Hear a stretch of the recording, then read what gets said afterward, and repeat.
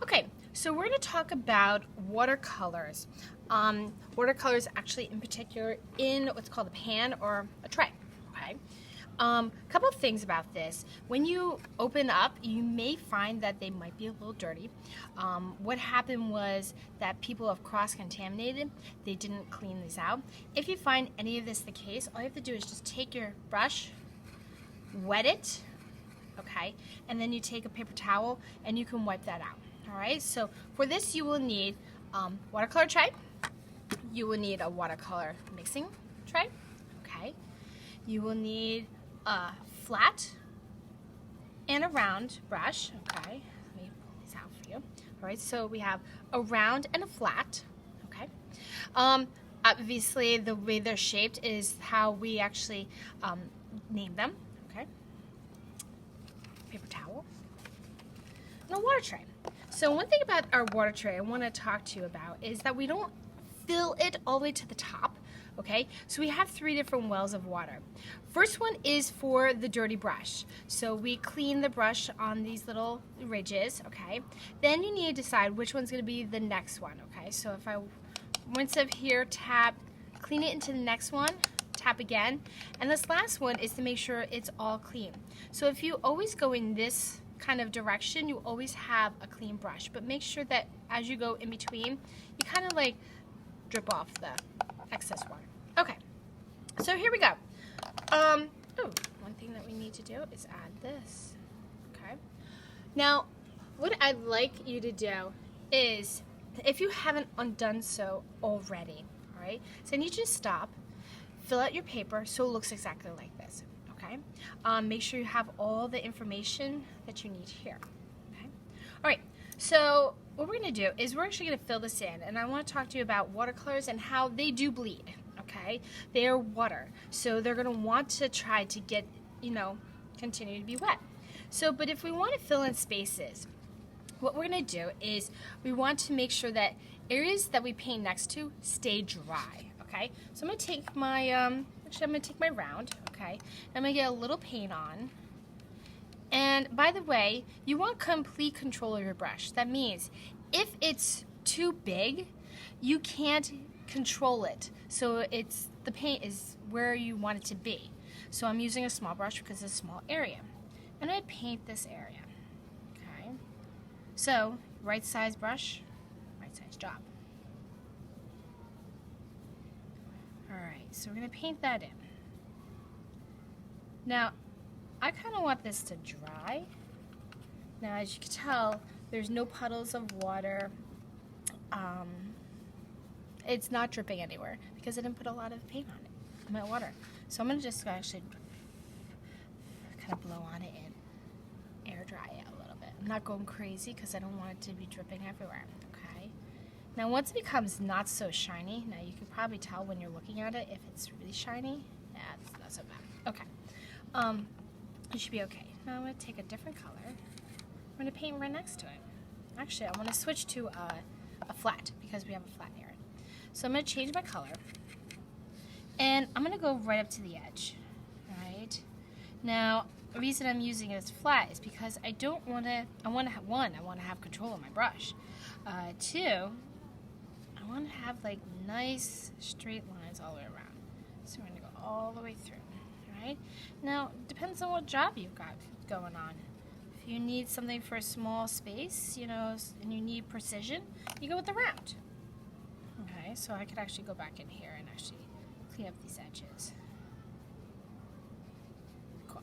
All right, so we have that. All right. Now, mixing colors. When you mix colors, you want to mix them in this tray. Okay, so all the mixing colors will belong in here.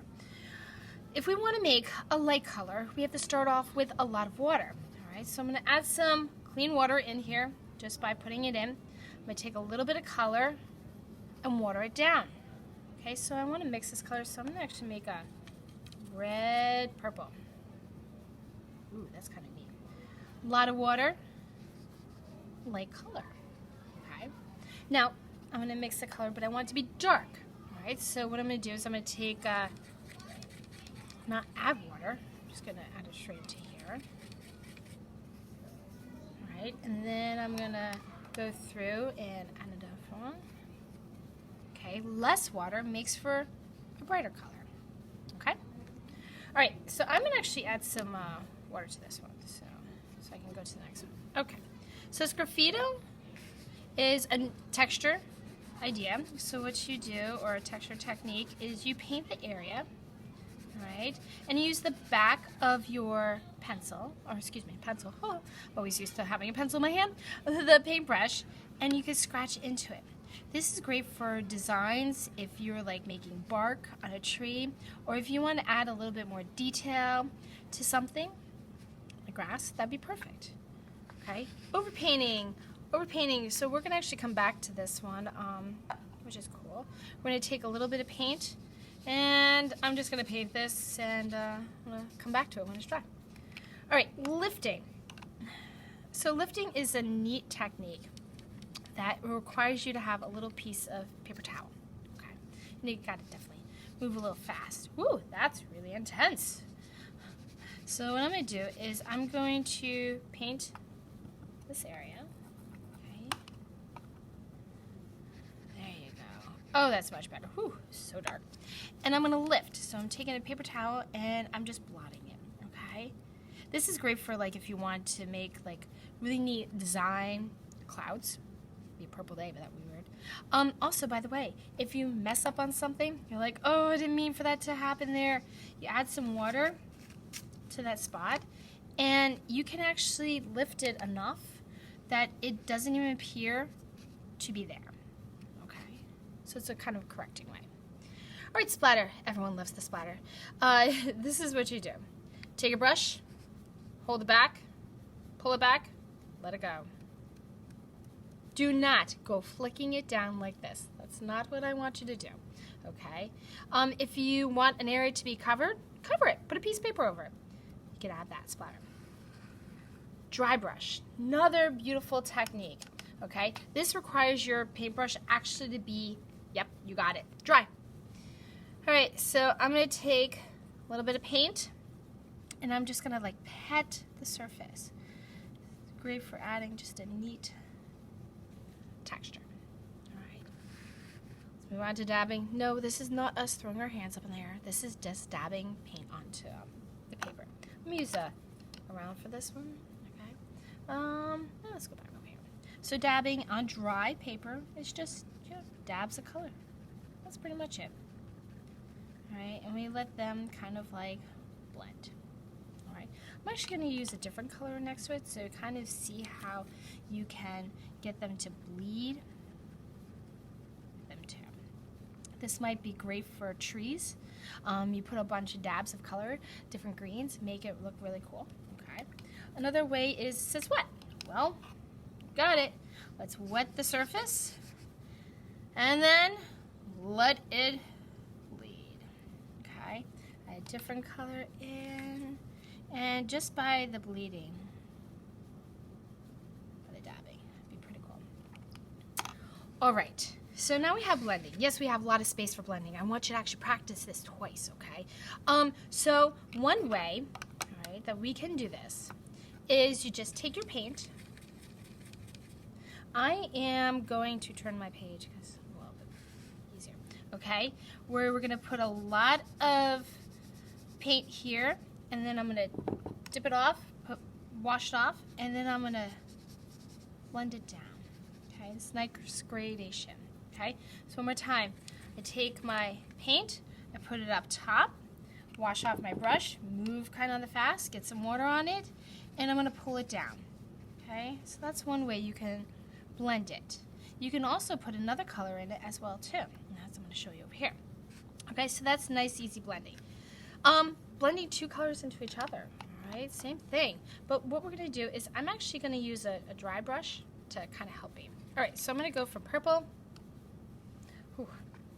Ready? Here we go. So I'm going to do this. Okay. Go here. And then this one, I'm just going to kind of like, same thing. I'm going to blend from one to the next. Okay. Now you might get some puddles, and that's where that dry brush is going to be. I'm going to like soak it up. Almost like it's slurping it up. Okay. And almost like pet it to help it kind of blend through. All right. So once again, ready? Okay, here we go. Whoa! Awesome color. Okay. Put another one. Get that water. Go in, help it blend. Help this blend. I'm going to bring it back. Okay. Okay, it looks kind of messy, but you know what? We're going to just soak up some of this excess water, and it should come out really nice. All right, so these are a whole bunch of different ways that you can work with regular watercolors. Oh, as you can see, look at that. That bled right in.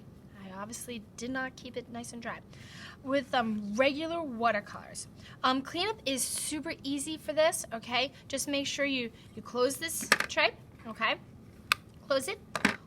Wipe this off. Wash off your brushes. Rinse out this, and you're good to go, okay? FYI, your paper will, soak this up, it's a little bit too wet, okay? It will start bending, but don't worry, it's just because that the paper's wet and it's drying. So we can actually make it straighten out, but I would prefer to wait until we're done with that to do that, okay? But that's watercolors.